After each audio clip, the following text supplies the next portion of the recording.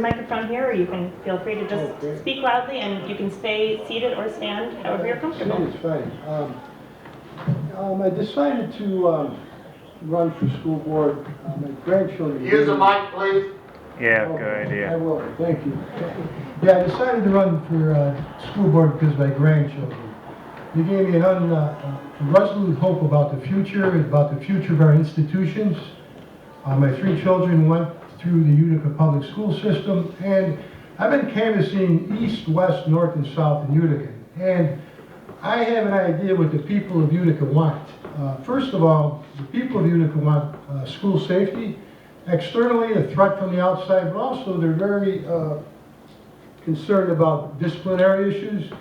1% of our kids are somewhat disruptive, 99% are good, but the disruptive kids make it for a difficult learning experience for those kids that really want to learn. So I think we need, people of Utica want to support a strong student code of conduct, and they want it enforced. Too many teachers, principals are looking the other way. So we have to enforce the student code of conduct. Parental rights, the people of Utica want. I want to set up a parents' council elected by the parents themselves to meet and interchange ideas with the principals of each institution. The parents really want to be involved, and they feel like they're being left out. I believe the people of Utica want competent teachers. They want them to be rightly compensated. The teachers are the backbone of our educational system, and we need them to be compensated, skilled teachers, rightly so. The people of Utica also want judicious spending of tax money, trim the fat where the fat can be trimmed, eliminate the wasteful expenditures.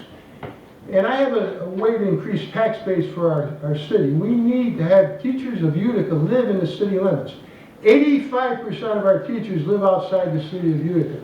So we need to develop an incentive program where they're living in the city of Utica, contributing to the tax base of the city of Utica. All right? That's fair. All right, Mr. Cooper.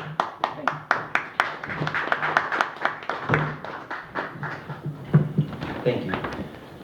So I have some notes, sorry. For those who don't know me, my name is Jason Cooper. I am a lifelong resident here. I graduated from Proctor in 1999, continued my education at Mohawk Valley Community College, and then went to SUNY Brockport, where I got my degree in physical education. After graduating, I came back home. This is where I knew I wanted to be, where I wanted to raise my family. I currently have 2 young daughters at H.R. Jones Elementary in the district. And I am proud that they will go through the Utica City School District just as I did. Many people know that I am an active member of the Jones PTA, whether that is through sharing pictures and stories, whatever it may be, from my times volunteering during school hours and after school in certain activities that we do. In addition to that, I've also been a voice in the community. So for example, over the last several years, I've attended nearly every single board meeting. I have spoken during public comment on several occasions, advocating on issues that both directly impact my children as well as ones that do not.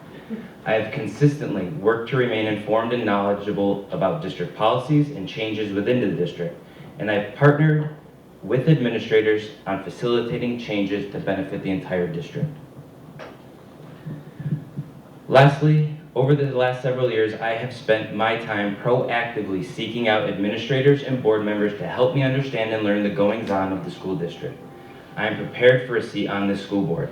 I understand how decisions are made in our district. I am familiar with district policies and procedures, and I am ready to join the board in continuing the effort of the positive changes that have been happening for all the students in our district. Thank you.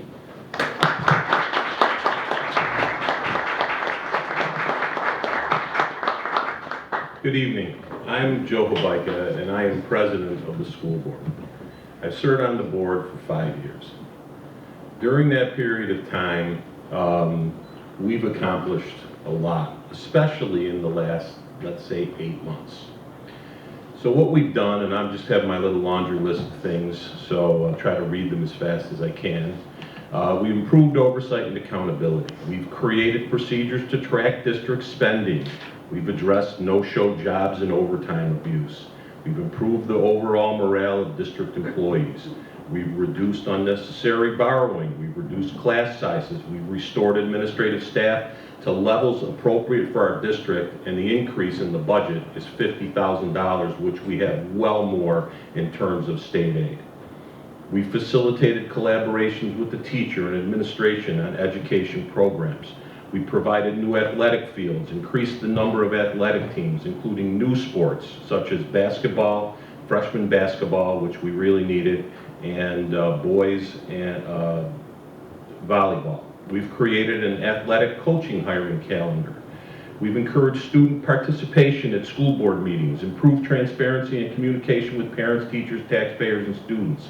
We've applied budgeted funds to programs and equipment designed to improve educational opportunities.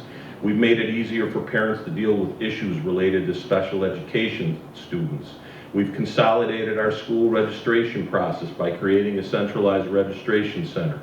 We've worked on establishment of the regional CTE high school. 27. We've improved, restored, or created relationships with local colleges, established partnerships with Safe Schools, ICANN, HMJ Consulting, Hillside Work Scholarships to provide social and emotional learning and mental health for the kids. We've settled all the collective bargaining agreements with the district's major unions. We've maintained the fund balance. I can go on and on. I am asking for your support. I am asking for your vote. If you think the district is going in the right direction, please vote for me.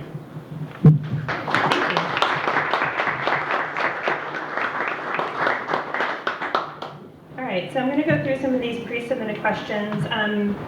I will call on someone to start off each time, just at random, to kind of mix it up. But then after that, I guess it's up to you to dive in. So, Mr. Bike, I wanted to go back to you. What do you see as the biggest challenge for the school district in the next 5 years, and what skills would you bring as a board member to help solve this challenge? I think the biggest challenge is kind of restoring the faith in the school district that people have lost over the past 10 years or so. We're doing that by improving communication with parents, taxpayers, and students, and the teachers. We live stream the meetings now. We post information online so that you can access it. As a matter of fact, today we just posted information on accessing bidding. So if you want to see who's bidding for what projects, it will be there and what projects are being put out to bid. What do I bring to the table? I bring experience, I bring knowledge, and I bring a sense of fairness, and I'm willing to debate without making it personal, and I am also willing to agree to disagree and try to find common ground, because that's how you move government forward, and frankly, that's how you move personal relationships forward. So I'm not stuck in any one position. I'm always willing to reassess the way things are, my position, based on new information. I may not agree, but I'm willing to listen.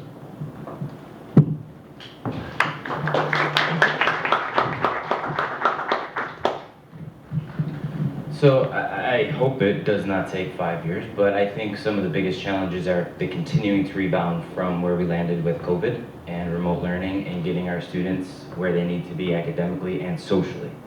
I think the district has done a great job, more so in the last 7 months, of bringing in these programs and organizations and agencies that are helping our kids and teachers through this. Social, emotional learning and things of that nature. The proposed budget, to me, what stands out in regard to answering this question is the fact that we're adding 30 related service providers to our special education. We are adding 9 teachers, 5 parent liaisons, and 5 school counselors. These are the folks that are going to be in our schools working with our children to continue to rebound and continue to build this momentum and continue forward.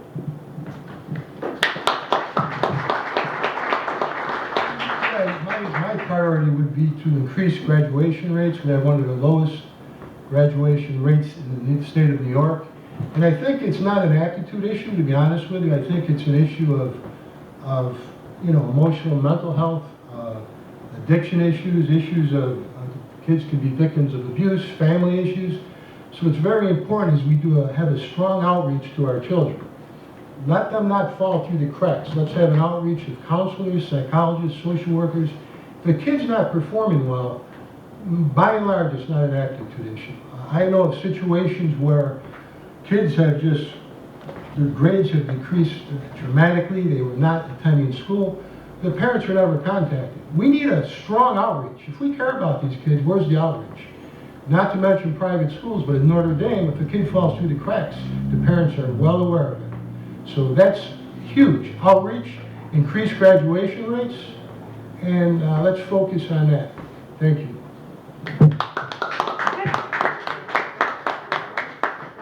Okay, so Mr. Cooper, we'll go to you first this time. How do you feel about the current 2023-24 school board budget, and will you support it?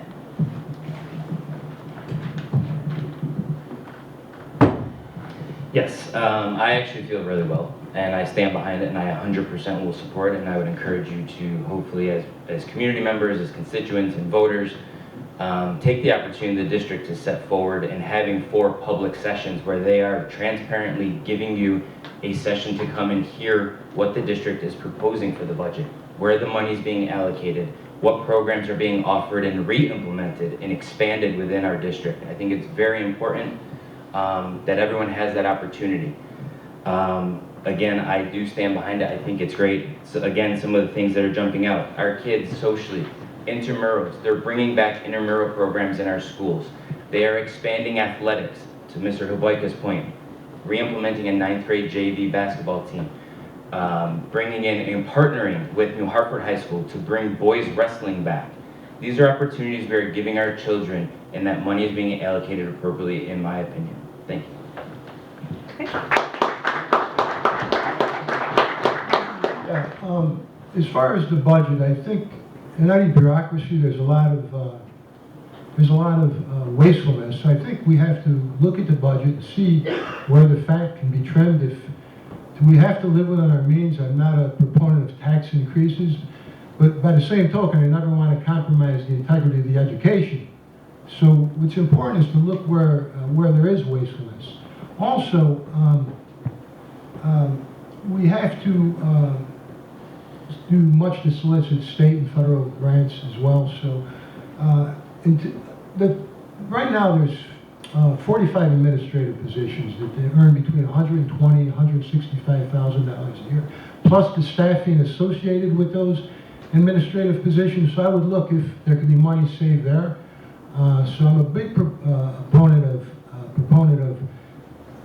working within the means of the budget without compromising the integrity of the education. I think there's a way to increase the tax base, and that again is incentivize the teachers to live within the district, contribute to the tax base of the city of Utica. So if we expand the tax base, we could expand the services to our children. Okay, thank you.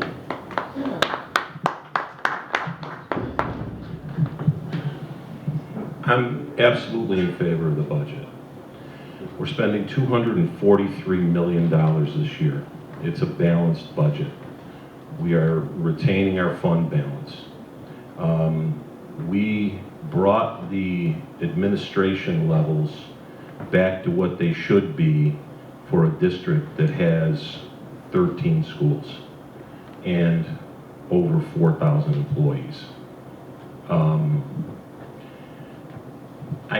I think that it would have been helpful if maybe somebody actually looked at the budget to see, and I know that Jason looked at the budget, but I think it's important to look at the budget to see what's there.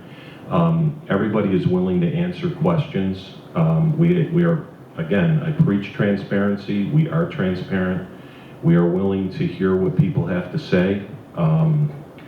I think it's really, really important because this is a great budget with the money being spent for the children's benefit. And that's something that hasn't happened in a long time. So I invite all of you to, if you want to assist our community, to get out and vote for this budget and tell all your friends. It's very important. So thank you.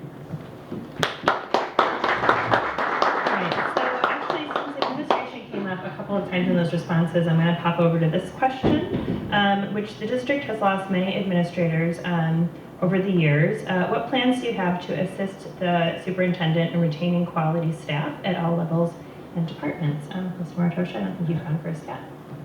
What's the question? How to maintain? Well, let me reread it. Yeah. What plans do you have to assist the superintendent in retaining quality staff at all levels and departments? I think, obviously hire competent people, obviously, that goes without saying.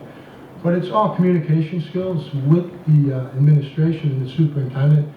It's very important that the superintendent is on the same page with the administrators. So if there's a conflict of intentions with the superintendent and administrators, obviously there's going to be some dissension. So what we have to do is communication. Everybody has to be on the same page. So it's very important for the superintendent to be on the same page with the administrators. If he wants to enact policies, the superintendent, the administrators have to be like-minded. There's going to be division if that's not the case. It's very, very simple. It's all about communication and everybody in accord with the decrees of the superintendent, so to speak. Thank you. Thanks. We are doing the work. First of all, we're paying people what they're worth. We're attracting talent. We actually have a great number of people applying for positions. The board makes policy. The superintendent makes the decisions on the day-to-day. That's one thing that a lot of people running for school board aren't necessarily aware of unless you attend meetings. I would say that, you know, I've watched over the past 8 months a truly collaborative process. People are very excited. They are buying into the process because they're part of the process. The discussion about the reading programs that we had at the last meeting was amazing, because, at least to us, because you had teachers and administrators and facilitators debating professionally about the various programs that were going to be instituted. So we're not only talking the talk, but we're walking the walk. And you can see it in the excitement in the meetings. You can see it with just the way the teachers are interacting, and they have always done that. So I think it's really an exciting time. And again, if you think the district is going in the right direction, please support me. Thank you.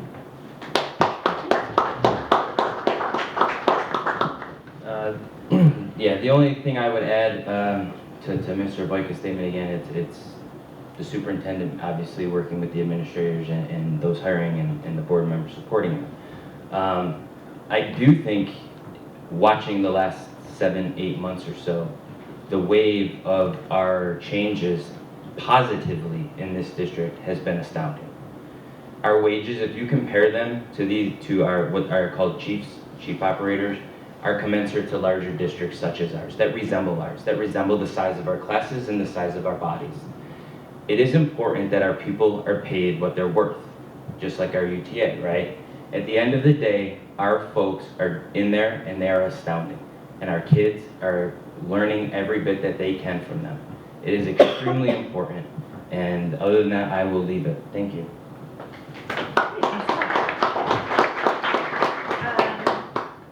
Okay, what committee would you sit on the board if elected?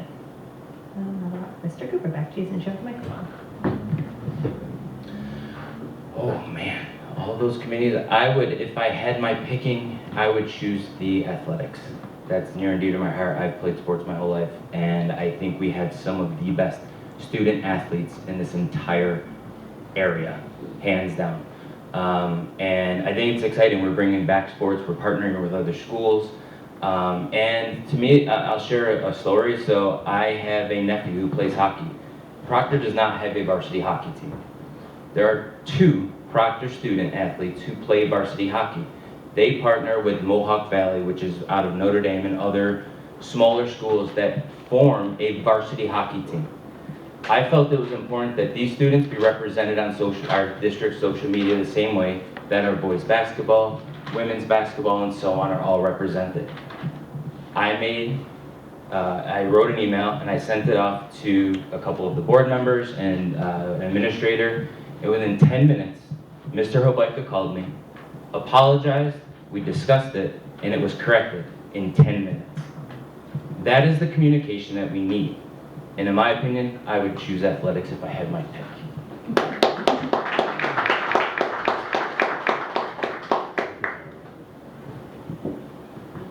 Yeah, I agree with Mr. Cooper. Athletics committee as well. Athletics is a great way to take children and give them a real purpose and focus in life. I know in my personal life that, I was going astray. When I started boxing as a young man, it sort of put me on the right path. So boxing is a really great way to develop rapport with our children. It's a great way to get them focused on the things that are concerned with the sport, and it does keep them out of trouble. And I think it's a great opportunity for our kids to put an emphasis on the athletic programs, but also to have programs where the kids that are really gifted athletes have recourse to classes that, in addition to the mandated classes, but they have classes that accentuate their gifts. Let's say a person is a great athlete, but he lacks some skills and aptitude. Let's put him in classes where we encourage him to classes that develop around the athletic programs, for instance, physical therapy, etc. But I'm in agreement with Mr. Cooper. I think athletics is a great way to reach out to our kids. Okay, great. Okay, so I've been on the board for 5 years. First of all, we actually have athletic study halls now for our athletes to help them, because we don't want them falling through the cracks. So we've actually created athletic study halls. I've sat on the policy committee. I've sat on audit. There's buildings and grounds. There is the communication committee. I loved that committee when I first was on, and I was really trying to do my best to try to improve our communication.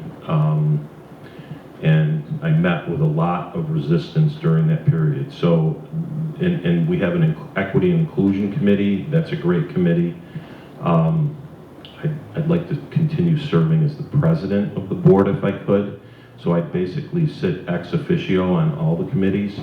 I would say my favorite was the PAC committee, which is the Physical Education and Arts Committee, because I think, especially in the elementary schools, the phys ed teachers hold a lot of sway over kids, and I think they work really hard on trying to combine athletics with citizenship. I know a lot of them do that, so I admire a lot of our phys ed teachers.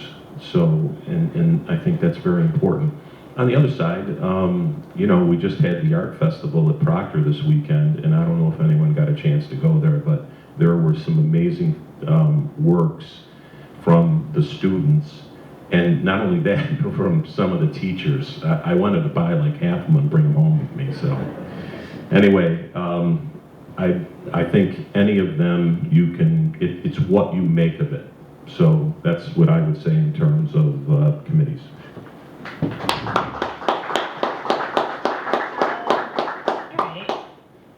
Down to Mr. Martosha for this one. I'm going to admit I lost track of who I'm calling on, so. Huh? Yeah, I think give me an easy question. Okay, all right. I'll give you an easy question. What steps will you take to ensure that you peacefully collaborate with all of the board members, even on matters that you disagree about? Yeah, I think collaboration is the key. I think it's not about partisan politics. It's about what is best for our children. That is really the essence of collaboration. And that if we focus on, one of the things that when I speak with the parents, they're interested in education, not indoctrination. So if we focus on educating our children and what is best for them, and not compromise who we are as servants to our children by getting involved in issues over partisan ideology, so to speak. We should work together. There's an interchange of ideas. I happen to be relatively conservative, but there's a lot of ideas that I have that a lot of people could quote very liberal ideas, okay? So, again, it's not about politics. It's about building bridges and working together with the other board members. I believe that I could build consensus on a lot of areas that people initially may not be receptive to, but I think that I'm a consensus builder. Because I'm a person of conviction, I'm a person of courage, and I get jobs done if I have to. So that's what it really boils down to, consensus. Thank you. The question for me. What steps will you take to ensure that you're peacefully collaborating with all members of the board, even when you're disagreeing? Well, I think it's important to communicate with your fellow board members. I like to do it on the floor and debate issues if it's possible. I like to ask questions. Running for school board is a nonpartisan race, so you can have different philosophies and different ideas, but your political registration really doesn't play a role in it. I think it's more about your philosophy in terms of moving the community forward and being receptive to new ideas and maybe having to adjust your position based on new information or information at all, frankly. So I think I do a pretty good job of communicating with fellow board members. I am not necessarily locked in stone on issues, and sometimes something that I might not have thought was important turns out to be important after somebody explains it to me.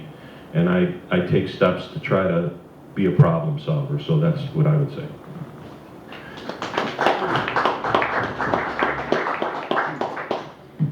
So I think part of the process is being an active listener and being willing to be an active listener.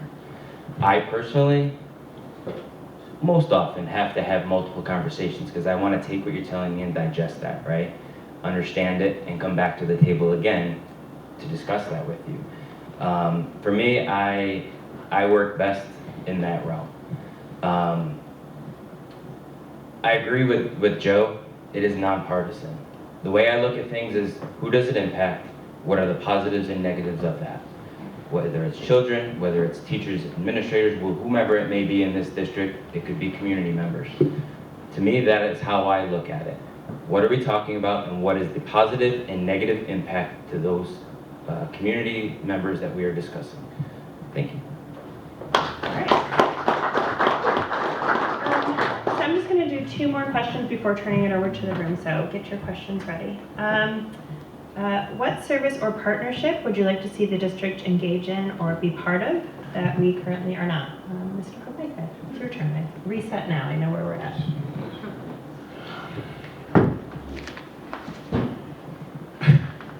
I don't know how to answer that question. We just established partnerships with Safe Schools, ICANN, HMJ Consulting, Hillside Work Scholarship Connection, and On Point for College to improve social, emotional learning, mental health, and college and career stuff. We're working on our CTE high school, so we're engaged with MVCC, Utica College, SUNY Poly, and Hamilton College, as well as having interactions with some of the larger employers in the area. So, and I also, I think the one thing that I would like to see improved is more parent participation on certain committees when for example, dealing with the code of discipline or other things that have an impact. I think in the past, my experience in the past 4 years, my first 4 years on the board, that was not done. And I think it's very important to do that because you have to hear a lot of different viewpoints before you can really come up with a cogent solution. So I guess that's the one place that I'd like to see us really improve, and that is, having some more parents.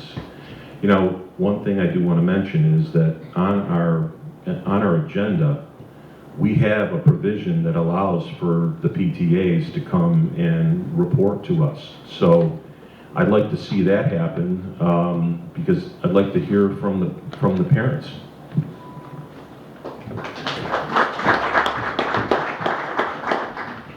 So I think I'm most excited and interested to see who, as a district, we can begin in expanding current partnerships as it comes with our CTE implementations that are upcoming. I know, to Mr. Blake's point, we've included so many different agencies. He listed them. Again, expanding partnerships with Mohawk Valley Community College, Utica University, and all of that. But we have a community that services in all fields, whether it's our local municipalities, in the DPW, in the city government itself, auto body. We have tons of local auto body shops. Those types of programs, I'll be interested to see who steps up to the table from those in the community to help champion this program. What was the question, Brian? I'll have to find it. Partnerships, thank you. What service or partnership would you like to see? I think right here in Utica, we have one of the finest art art schools in the world, Pratt. People come from all over the world to go to Pratt, which is affiliated with Munson Williams Proctor Institute. Now I guess it's called Munson. So I think if we had the kids that were gifted in art to have a real serious relationship with Pratt right here in Utica, that's number one. And then whatever kids our children are gifted in, whether it be music, math, science, develop relationships with those colleges or those universities that excel in those areas. For instance, music. What are the top music schools, college music schools in this country, and try to reach out to them and develop a relationship with our music, the gifted musicians with those schools, etc., math, science, etc. So I think just the outreach with the higher educational institutions that are really focused in an area where children is really gifted in, like art with Pratt, etc. Thank you. Okay, thank you. Let's see, last question. How would you handle any claims or rumors that damage the school district's reputation to reestablish trust within the community? Where were we at? Mr. Cooper. Mr. Cooper. We've decided it's you. How would you handle, or I guess how would you address claims or rumors that damage the school district's reputation so that you can rebuild trust in the community? So I think that in and of itself is a conversation to be had within executive session, of course, keeping that confidential, to what needs to be confidential. It is extremely important that people take pride in not only our school district, but our community, but especially our school district. I went through the Utica schools. I am extremely proud of that. I feel that my kids are going to be in the same light as me, feeling extremely proud to get the same education I did. Having said that, it takes a lot of work, and it takes a lot of people, and it takes a lot of that building bridges and building trust back. It's having those open and honest conversations with people and going out into the community to have that. I've knocked on doors in all parts of Utica over the last 8 weeks in inclement weather and everything. And at the end of the day, people just want to know. They want to be part of the process. They want to be part of the program. That, to me, is building your bridges and being transparent and being able to provide you with the communication that I can.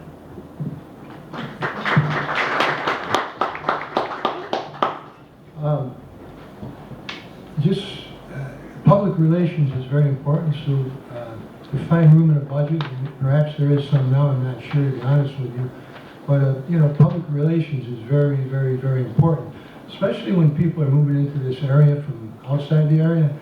They have to make a determination to live in Utica or New Hartford. Unfortunately, a lot of the people that move into the area that are usually professional or highly educated, many of them disproportionately make a choice to live outside the city of Utica. which is very, very, very unfortunate because I think Utica is the best school district because of the diversity. And I think if you took the top students in Utica versus the top students who graduated from New Hartford High School, quote, whatever success means, you'll find that the students that graduate from Proctor excel at a higher level than the students that graduate from New Hartford, for instance. So, PR, you need public relations to let this message go out into the public. So when people move here, especially, they say, hey, let's look at Utica, let's look at this, let's look at this school. It's all about marketing and PR. So that's my answer. Thank you.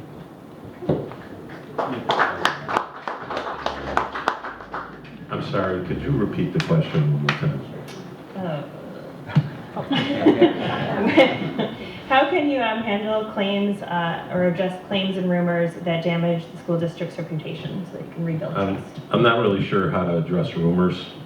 I think you address rumors by providing facts. In terms of claims, you have to follow procedure, and sometimes you have to do things that are tough. Sometimes you have to do things and you have to follow whatever, principles there might be, or a contract or something along those lines. Sometimes you don't get a chance to get out and explain, and it's very difficult because you may be prohibited if it's an employment matter or something along those lines.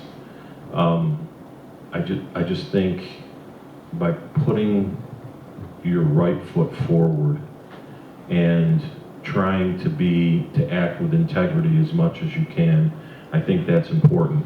In terms of public relations, we finally were able to actually put some community relations people in the budget this year so that we could, put more information out. And I think we've been doing a pretty good job in terms of our Facebook page and our website, so and all the other ways that we're communicating now. So I just think it's hard when you're dealing with legal claims to spend time talking publicly because the lawyers are all over you, and I happen to be one of them, but the lawyers are all over you telling you to keep your mouth shut. So, and it is uncomfortable and it's difficult, and you don't want to disappoint anybody, but on the flip side, you don't want to do anything to impair somebody else's rights. They're entitled to their due process and procedure. All right. So I'm going to turn it over to anyone else who came prepared with, oh, look at all these people ready with questions. I'm going to go to you first because you were here super early today. Okay, do you want me to take the microphone? Yeah, yell or microphone. It's dealer's choice. Thank you. Okay. I have more of a comment than a question. I'm here as an educator of over 40 years, all levels, elementary, high school, post-secondary. And I have to say, I've only heard one candidate here tonight who has spoken about the issue that my colleagues in past years have talked about constantly, and that is a fair, consistent, firm policy of discipline. And I know it's very easy for administrators to look the other way, put things under the table, but this has been a long standing comment that I've heard from many, many educators. We need a firm, consistent, disciplined policy. Thank you. Can I respond? Yeah, go for it. Mike's right over here. Yeah, I agree. And the issue is that the people don't want to make waves. It's very easy not to see, because if you don't see, it's not an issue. So it's very, very, very, very important that the superintendent, the school board, the teachers, and the principals on board with a strong student code of conduct. If they're not, I really believe the principals have to be dismissed because they're not fulfilling their duties. It's too easy to look the other way. Why make waves? So they're worried about lawsuits, etc., not being politically correct, whatever it may be. A principal has to be a person of courage and conviction, and it's extremely important that the student code of conduct is enforced. It's there, but it's got to be enforced. And I'm talking to many, many, many people, and they're very disappointed with the the conduct of some small, very small percentage of students. But that very small percentage of students can create a lot of chaos for kids that are really serious about their education. So there has to be either suspension, detention, or even counseling perhaps. But we cannot put up with it. It's disrupting the learning environment.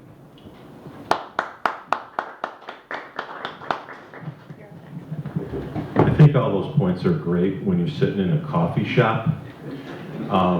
But when you're dealing with actual students, first of all, we're a school district, not a prison. That's number one. Number two, we actually enforce the code of conduct, and it is a very strong code of conduct. And sometimes we enforce it so much that the result is almost unjust. And one of the things that has to happen is that the code of conduct needs to be adjusted so that we can put some more tools in the arsenal for the hearing officer, because just suspending somebody or sending them to, right now, Lincoln Academy, that's not doing the trick. You're detaching the students from the educational process, and we need to keep them attached. Not only that, but we need to address the underlying issues. There's all kinds of trauma that some of these kids have suffered from that exacerbate their behavior.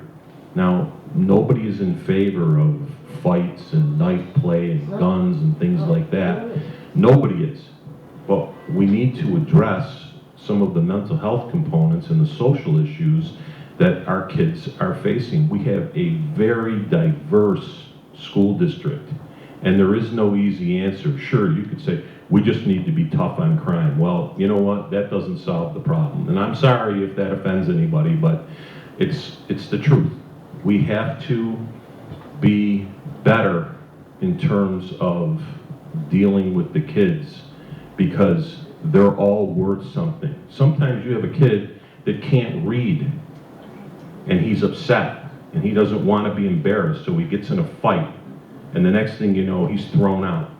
Well, we need to do something about making sure that that kid can read, and that is my philosophy, and I know that's the philosophy of the Curtin administration. And again, if you think we're going in the right direction, please support me. Do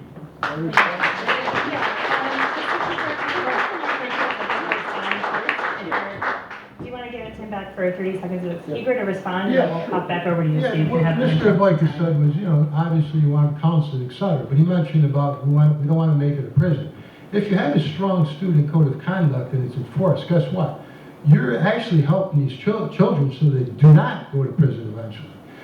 The reason they're going to prison when they get older is simply because they're not being disciplined when they're young. Okay, so if you give them the loving discipline, it's going to actually be a benefit to the children that you're disciplining.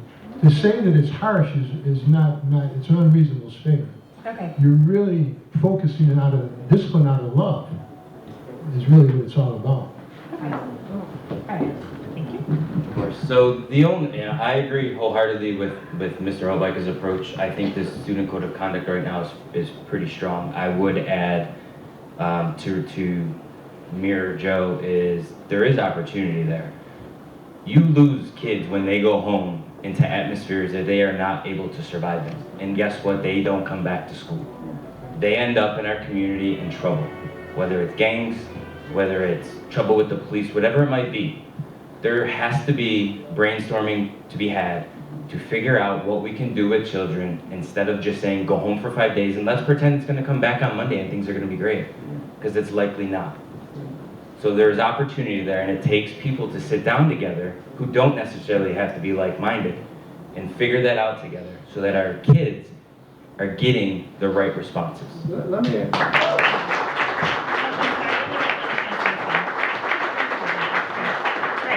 I found this next question over here. Oh, so here, can I? Yep. Okay, I want to ask the three gentlemen. Down a lot of areas, especially Texas and Florida, are banning books, especially by LGBTQ people, and they want don't say gay. I'm LGBTQ. What is your position on book banning it's like we're both LGBTQ people. That's what I want to know. Okay. Thank you. Anyone can hop on, take that first question. Sure. So I appreciate that question. I am of the belief that we should teach our kids to be critical thinkers. And to me, that includes opening up every door to every library and keeping books on the shelf for our kids to read. Good.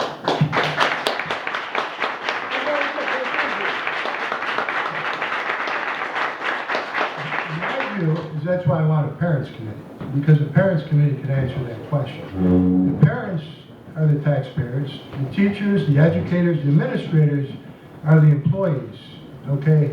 The employers are the taxpayers. So let the parents committee that we put together, which I will if I get on the school board, let them make a determination with the educators on which books are acceptable or not. And you're going to find one thing, parents are a lot more conservative than you think they are. That I will tell you. They're not happy with what's going on, a lot of our parents, I tell you. So that's all I can say. That's why we need a parents committee. How about you, Mr. Micah? I'm for equity and inclusion, and I'm for tolerance, okay? That's number one, and I'm against book burning. I find it to be absolutely the most weak-minded approach that any government can foist on its people. We have parent committees, they're called PTAs.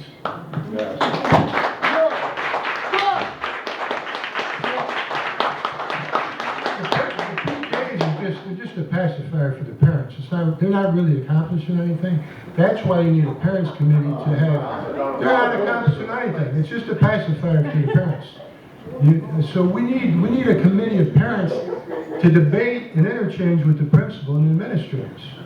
It's very, as far as banning books, I mean,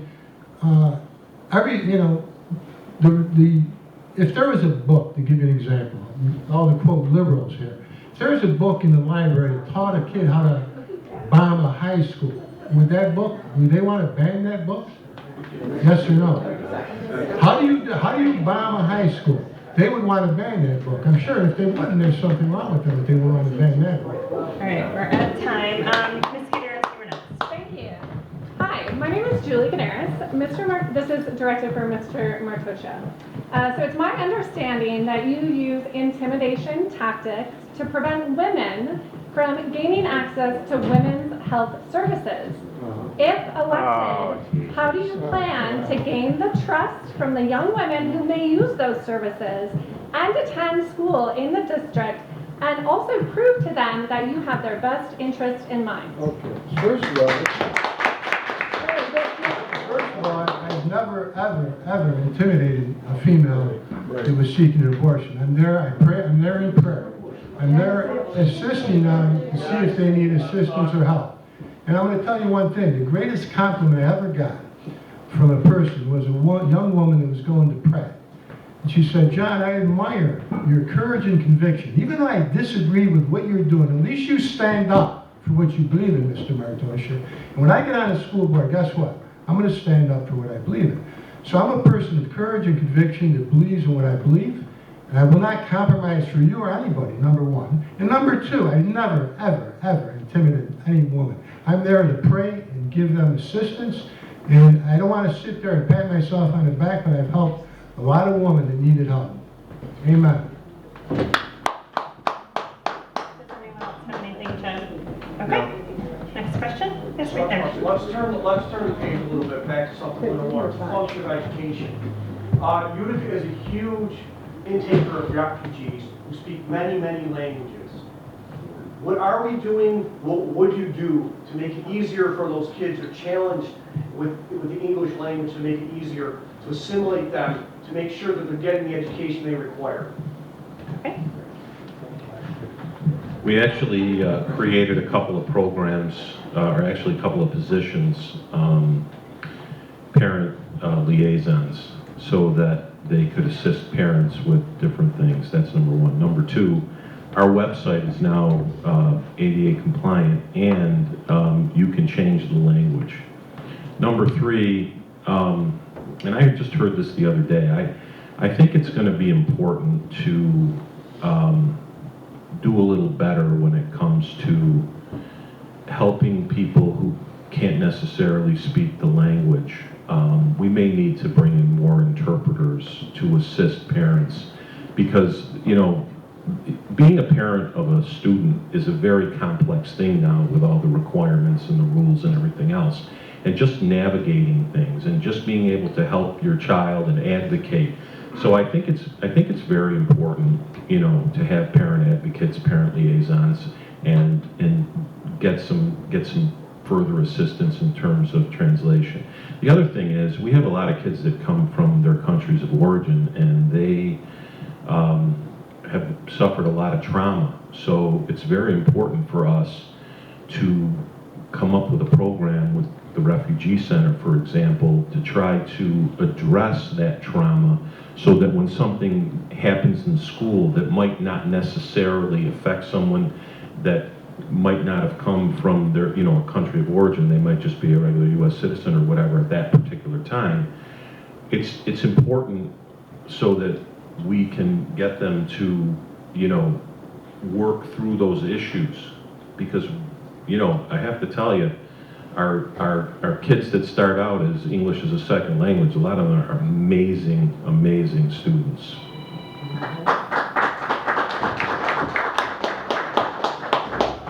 The only thing I would add to that, and that summarizes a lot, is the implementing that in the district is even sooner in the UPK. Getting to those families with smaller children who may not even be grade school level yet, right? Your 3s and 4s.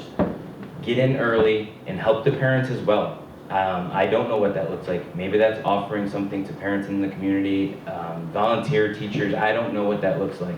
But parents definitely need help, and it is a big job. And I'm not an immigrant, and I did not come here. I was born here, right? It's a big job for me. I could only imagine putting myself in those parents' shoes. But I do think that it starts early. It starts earlier than kindergarten. It starts with our 3s and 4s.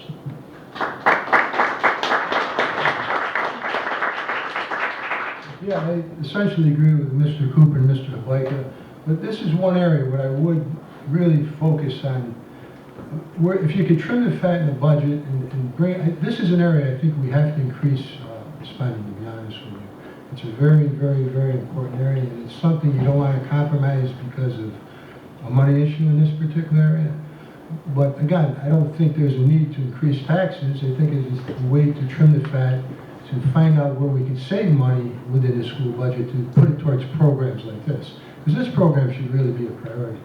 These kids are, you know, and also I think you could hire people from each community. In other words, from the Philippines, you would hire a woman from the Philippines to deal with the Filipino refugees, etc. So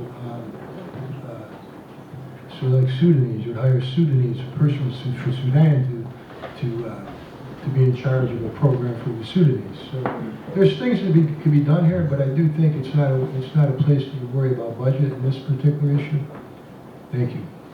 Okay, thank you. Sir, in the red in the back, I think you were next. Sure. Since you have taken care of these no-show jobs and others that abused our taxpayer dollars, or only one of the many that harassed and put the pressure on their coworkers, and either fire them or make them quit, how are you handling those that participated in those, or hold those accountable that pretty much stole the taxpayers' dollars?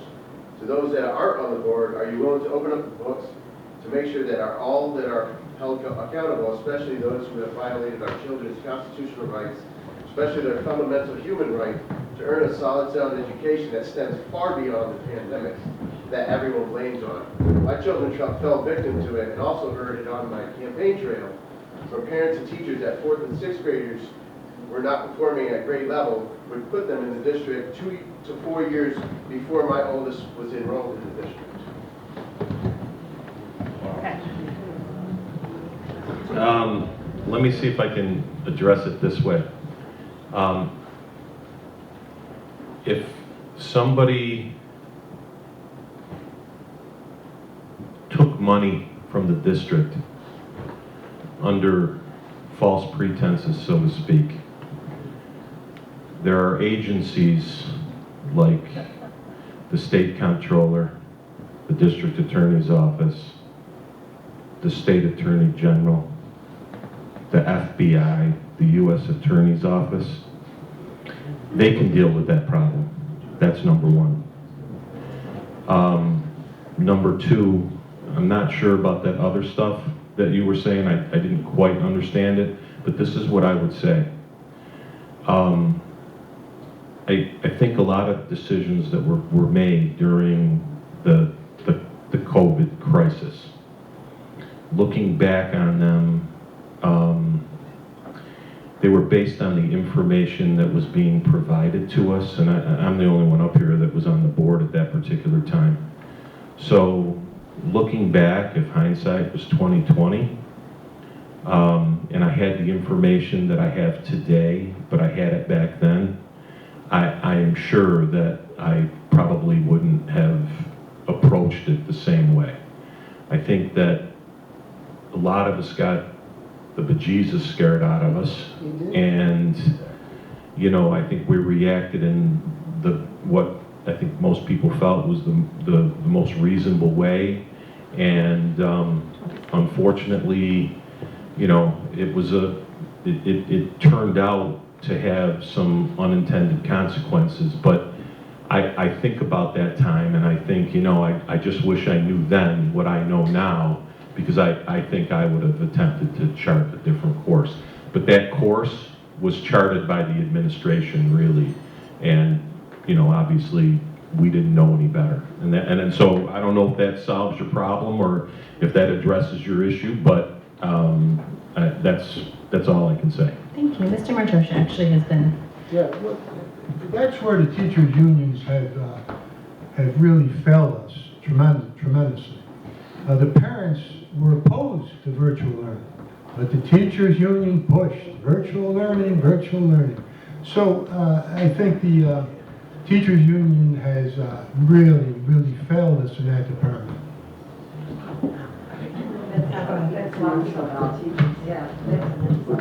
Of course you have. Regarding the tax money, I do think that we need to make sure we're running a moral and ethical shop. So yes, I do agree. As a taxpayer myself, I want to make sure that my money that I'm paying is going to support the kids, the district, the way it should.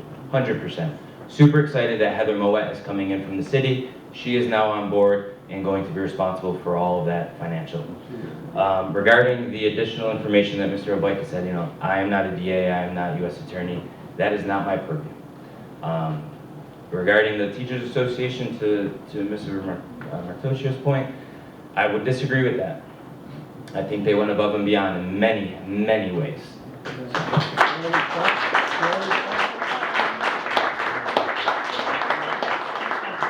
Actually, you can let him go and then I'll go.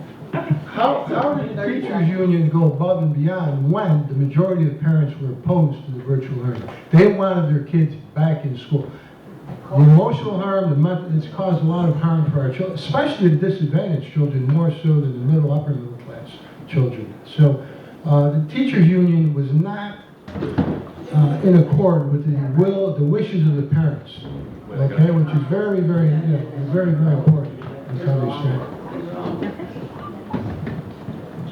First of all, the mandates were coming down from Albany and Washington. Again, these are great points in a coffee shop, but we're dealing with really complex issues.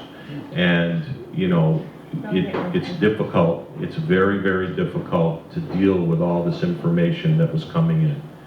Again, if I knew then what I know now, I would have tried to do something maybe a little bit differently, even, you know, argue a little bit more. But at that point, it just ended up, you know, we were scared and we were nervous and we were trying to protect everybody, and we did what we did. And the reality is it had some ramifications that were unanticipated and unintended. Sorry, I just gotta cut you off. Make Yep. sure I'm not going on too much. Okay, questions. I will go. I haven't even been over here to the side of the room. So sorry. Okay. So as representative of Utica Teachers Association, rehabilitation. I find it laughable that we had that kind of power, especially under the previous administration. As someone who tried to reach my reading students I wasn't reaching my reading students when we first came back from COVID because of the distancing.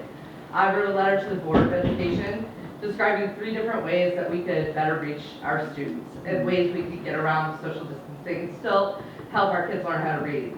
I was thanked by 3 board members, including Mr. Habaika. The next day I was met with a letter for right to representation where I was invited to the district office the following Monday to be written up for my insubordination. I was yelled at for 10 minutes, sat there in tears in front of 5 adults because I dared to help my children.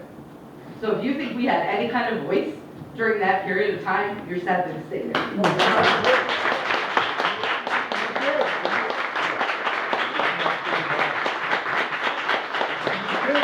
You did have a voice. You had to advocate. You didn't advocate on the part of the parents. And We advocate. what do they? Whoa, The teachers. The parents knows what's best for the children. The parents wanted their kids in school. And the teachers union should have said, let's look at this. If I'm not mistaken, the Utica teachers union went longer than the state. When the state said it's okay to go back to school, I think locally we stayed longer than the state required us to for not attending. Okay, questions? Mr. Paul? Mr. Martosha has said numerous times that this isn't partisan. He said conservative this and liberal that. That sounds like it's partisan.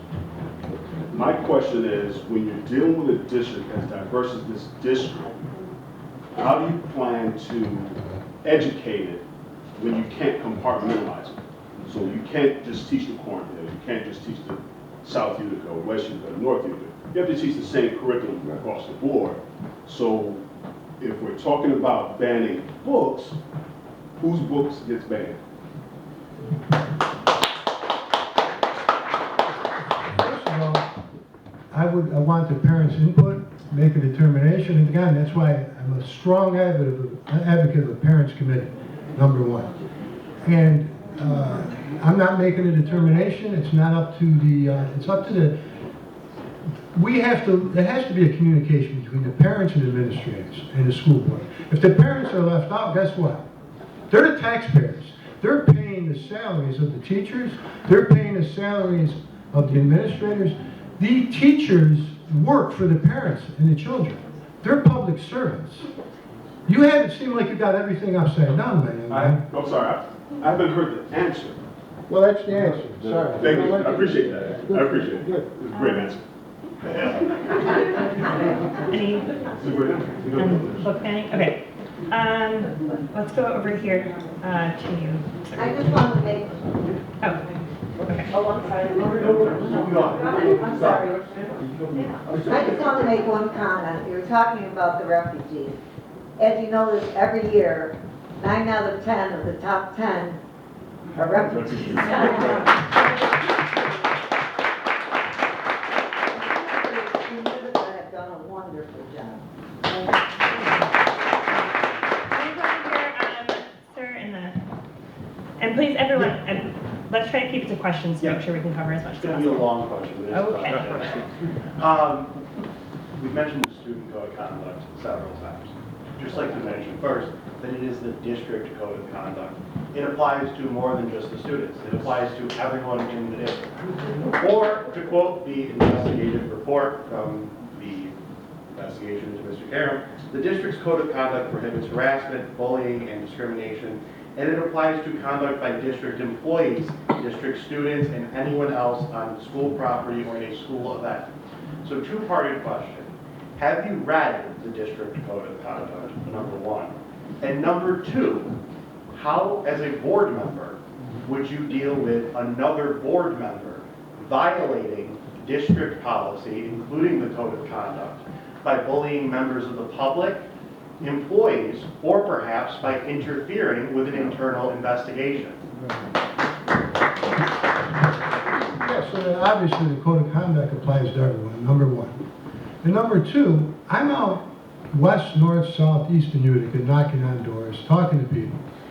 they're all, you know, I don't know if you're aware of how the parents feel about what you're talking about, but all the parents are telling me discipline is not being enforced. That's what they're telling me. So I'm gonna listen to them rather than you. Wasn't the question? No, what, Did you read the did you read The question was. No, no, yes, I looked at it. One, and two, how would you deal with a board member who violates? I told you, I asked you the question. He has to follow the same rules as everybody else. He has to be disciplined, obviously, right? I mean, isn't that what the code of conduct would state? So why not answer your question? Because I answered that right off the bat. How would you deal with that? You have to make a determination at the juncture and see what the violation was, and then you go from there. To answer your question, yes, I have read it. I think it begins with accountability, and I think the current board majority has brought back significant accountability into this school district, especially through their actions. Other than that, you have to allow due process for things, even when it takes longer than maybe you would like. But those conversations have to be had, and that's where it goes. Can I respond here? No. 30 seconds. The student code of conduct is very long, it's like 43 or 45 pages. So let me ask you, Mr. Habaika, or anybody in the audience who knows the answer to this question, if a student says F you to a teacher, what does the student code of conduct, that's the question. What is the student? That's not a question. We're not here to answer questions about what. Well, I'm just asking, don't you want to know what the repercussions are for such a behavior? F you, teacher, what's the repercussions? All right, well, You you just tell have us, an my opportunity to man. answer, so. Okay, first of all, it all depends on the type of student and what the student's history is and everything else. What was a board member? What's it, The what's that? question was board. I know. I mean, I'm not sure what the definition of intimidation is and all the other stuff. I mean, look, you try to follow the rules, you do the best you can. It's not easy to remove a board member. So, because there's state law and you have to follow it, so it makes it difficult. Trust me, I've looked it up.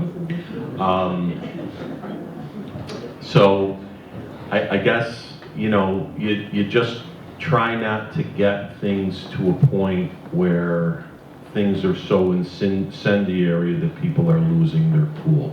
That's what I would say. You try to talk to people, you try to communicate, and you try to find a common ground, and sometimes you have to just agree to disagree, and that's just the way it is. Okay, we've got some more from here. Sir? So we keep hearing about parent committees that you like to form. I guess my question would be, what's the difference between that and the PTA that you call the pacifier, that I'm sure plenty of parents have said. It's not accomplishing anything. Because with the school, some of the Mic, John. What's that? Take the mic so they can hear you. It's really not accomplishing the objective what the parents want. Because when you talk to the parents, they have a lot of issues with the school. Especially, you talk about the refugees, the immigrants especially. The Bosnians, they're a little more, have a tendency, they don't really understand what's going on in their school district. I mean, I still, you still didn't. No, what's your question? The question, you said it was a pacifier that doesn't accomplish. What are they accomplishing? I'm trying to, I got you. So if they were You're not letting me finish the question. I thought the point was for me to ask you a question. Go ahead. So I just want to know, what would the difference be if we're in a PTA meeting and we're addressing our needs, and then we go to the board meeting as each of the board, so are you telling me that you wouldn't listen if it's not a committee that you formed yourself? No. What I'm saying is that the parents committee would have a regular meetings with the principal. There would be an interchange of ideas. So that That's what PTA. No. So the school board would listen very carefully to the parents committee and make determinations based on the input from the parents. You can say whatever you want, but that's currently not going on with the PTA. So I'm asking, so what's the difference going to be? It's going to have, the parents committee will have actual power to make decisions in accord with the superintendent, with the school board. And if the principal's not on board with certain issues, then everybody has to be on the same page. We as a school board and the superintendent have to respect the wishes of the parents. That's very, very, very important. If we're not doing that, then there's something that's not happening that should be happening. So the principal has to, everybody has to be on the same page relative to this issue. I don't know why everybody's so offended about parents getting involved in decision making at the school.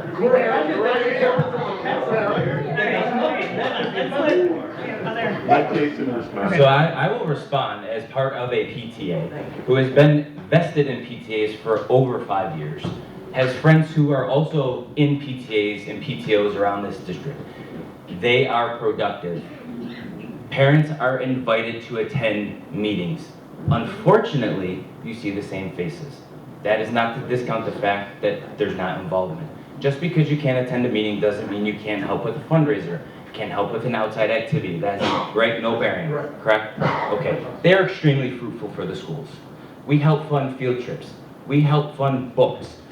We just had a book fair. Every single kid at H.R. Jones had the opportunity from the PTA to walk out with a book. With a book. They're extremely fruitful. Parents have a voice. Parents show up to the meeting and raise concerns. They work with the building principals. They work as a collective group, just like a board of education. Not everyone has the same ideas, but you find that common ground, right? And you work with the building principals. I've raised significant concerns. Mr. Hobeika will tell you, because they go through him as well. And what do? I continue to push and work and advocate. They're extremely fruitful. I think, I want to make sure that Mr. Hobeika has a chance to answer this question first. You want to go? Yeah. No, let him go, I'll wait. So, let's talk about a democracy. Okay, a parents committee would be elected by the parents They in are. the school. They are elected by parents in that school. I'm talking about an actual election, not some type of.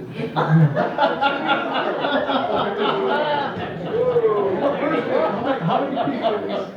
No, go ahead, you're responding, I'm sorry to interrupt. No, that's all right. So, in a democratic process, the parents are going to make a determination who they want to represent them in the committee. And the committee would meet with the principal, and there would be an interchange of ideas about what direction the school should be going. And based on that interchange of ideas, that would be presented to the school board and the superintendent. And that's getting something done in that capacity. All right, yep, we got to move on. Okay. So, I really got lost here. I really did. You know, I think it's important for parents to be involved. And we invite parents to come to the meetings. We have email addresses. We have phone numbers that people can call. I will act, part of your role as a board member is you're an ombudsman. You're someone there to try to help somebody get to the right spot. We don't run the day-to-day operations of the district. So people will call you, people will write to you. You try to give them, at least I do, I try to give them the best advice that I can. I try to direct them to the right person, and I also tell them, please get back to me if your problem is not resolved. Sometimes I even tell them what I think the best way to approach it is, so to make it as effective as possible. And if I have to get involved, I will get involved. And I think that that's important, but again, the administration runs the day-to-day, okay? PTAs are important, and they're really important now, and frankly, they should express more of a voice. But the reality is that you have the Board of Education, you have the PTAs, you have the administration, you have the teachers, you have the support staff. And they're all, I guess, what you would call stakeholders. And everybody working together would then move us even further, you know, in a positive direction. So again, I think it's evident today what candidates would move us in the best direction. And I would ask all of you to tell all of your friends and all of your family members to make sure that you get to the polls, because we've moved a very long distance in a very positive way, and we want to keep that going. And there's a group of people out there that want to prevent that. Okay, so we have, looking at there's like 5 minutes left in our 8:30, and we still have a bunch of questions. 5 minutes, yeah. Would you go through with like a lightning round where you get 30 seconds to answer? Forever. Okay, okay, who's been waiting forever? It doesn't stand up forever. Oh, hi Oren, sorry. All right. During the years that I taught, which I did for about 10 or 11 years in high school, we have really good principals who allowed us to build a literature-based curriculum that would rival prep schools. I mean, our kids read everything, including our special ed group kids. I had them read really serious literature. They all did very well with the tests because they knew how to read and write, which is all you really have to be able to do. I wasn't responsible for that, so I can't speak for that. Then, when they decided to redo the tests, I was part of the teachers who were sent to Albany for a week to look at the new tests they were proposing, and I saw what was going to happen. It was a complete dumbing down. It was having something that you would teach to, instead of teaching the kids to read, to think, to be operative learners. You were teaching them what was going to be on the test, memorize it so you can nail it, or you can pass. It was horrible. I would really like to see the teachers stand up for education again, and the board too, locally, against the state of these bullshit exams. That's all I got to say. All right. Does anyone have a response? I'm not really sure how to answer that, but I will tell you one thing.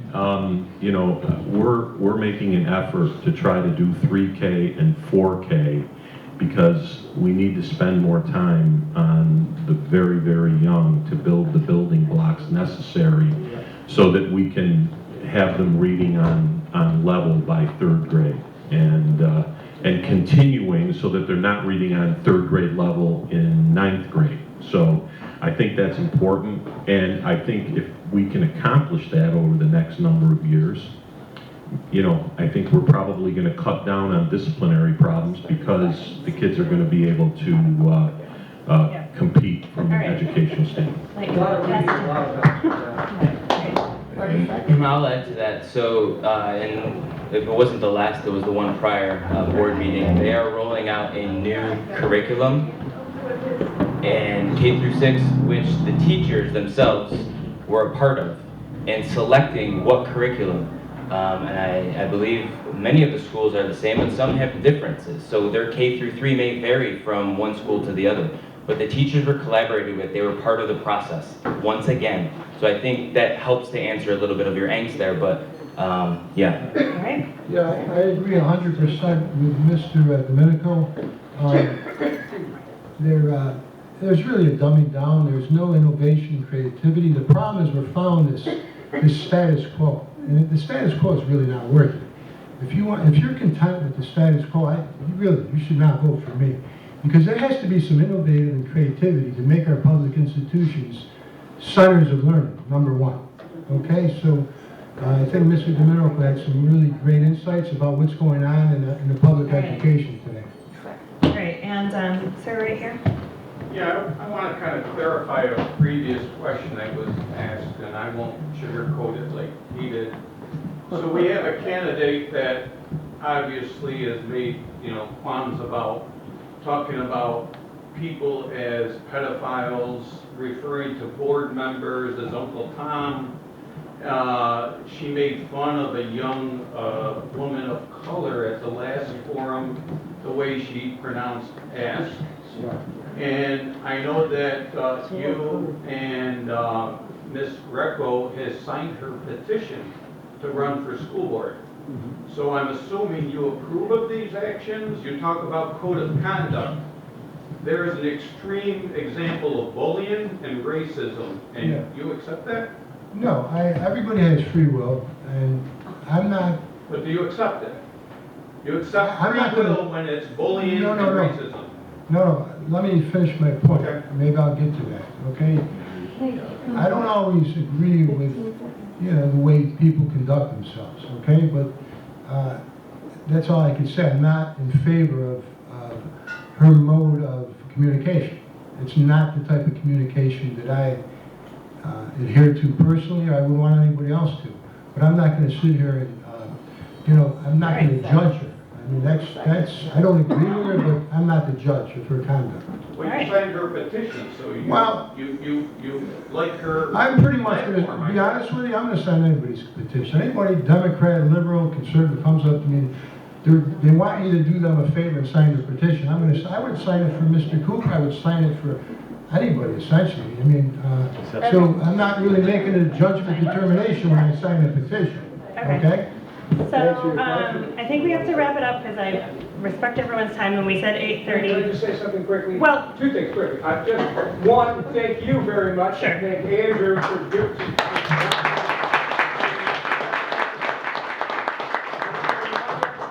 This space is a not-for-profit space with no paid staff.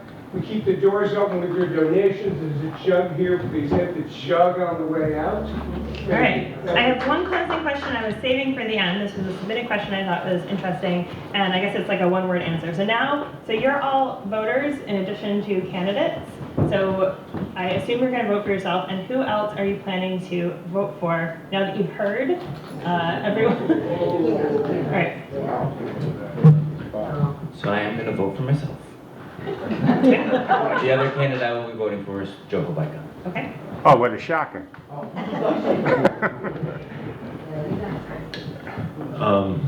We've all heard things over the past number of candidate forums. Obviously, I'm going to vote for myself, but there's only one other candidate to vote for, and that is Jason Cooper. Oh, and another shocker. Not really a shocker. Yeah, and Ask the question, just the answer. I'm going to vote for, there's three other candidates. Two of them are friends, so I don't want to hurt anybody's feelings, so I'm not going to tell you who I'm voting for other than Okay. myself, okay? Sounds good. Thank you. That was an interesting question. Okay, so I guess that's it. I saved it for last because it was sort of awkward. But, everyone gets to say. Okay, so thank you all for coming. Thanks for all of the thoughtful questions. Thank you.